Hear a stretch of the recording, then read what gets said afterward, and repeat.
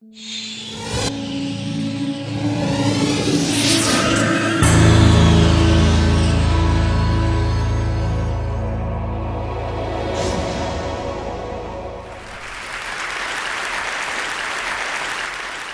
imagine a big explosion as you climb through 3,000 feet. Imagine a plane full of smoke. Imagine an engine going clack, clack, clack, clack, clack, clack, clack. Sounds scary. Well, I had a unique seat that day. I was sitting in 1D. I was the only one who could talk to the flight attendants. So I looked at them right away, and they said, no problem. We probably hit some birds. The pilot had already turned the plane around, and we weren't that far. You could see Manhattan.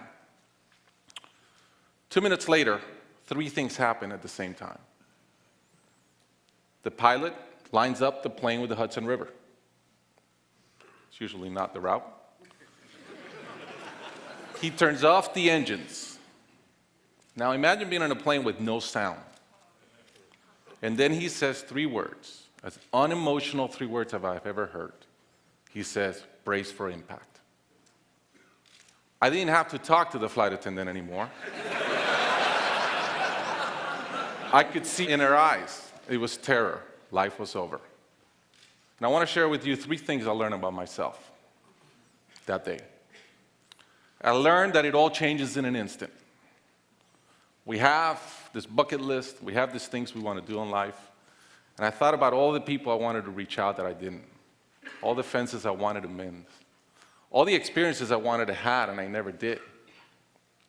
As I thought about that, later on I came up with a saying, which is, I collect bad wines. Because if the wine is ready and the person is there, I'm opening it. I no longer want to postpone anything in life. And that urgency, that purpose has really changed my life.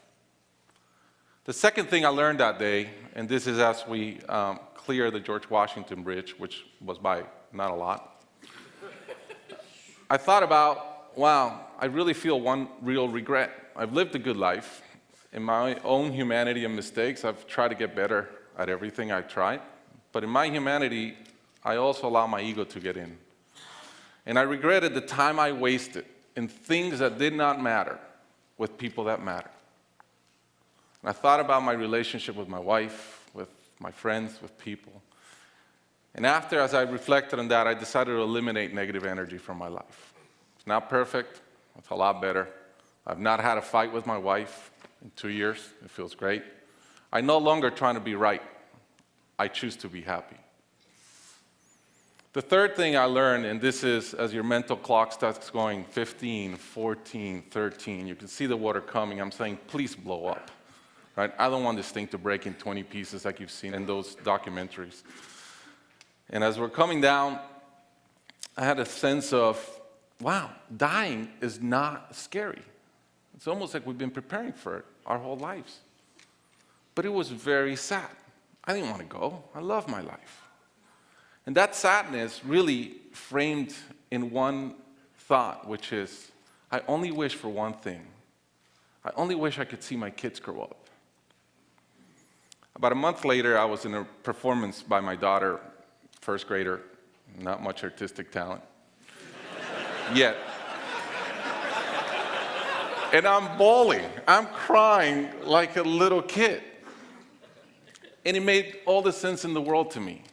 I realized at that point, by connecting those 2 dots, that the only thing that matters in my life is being a great dad.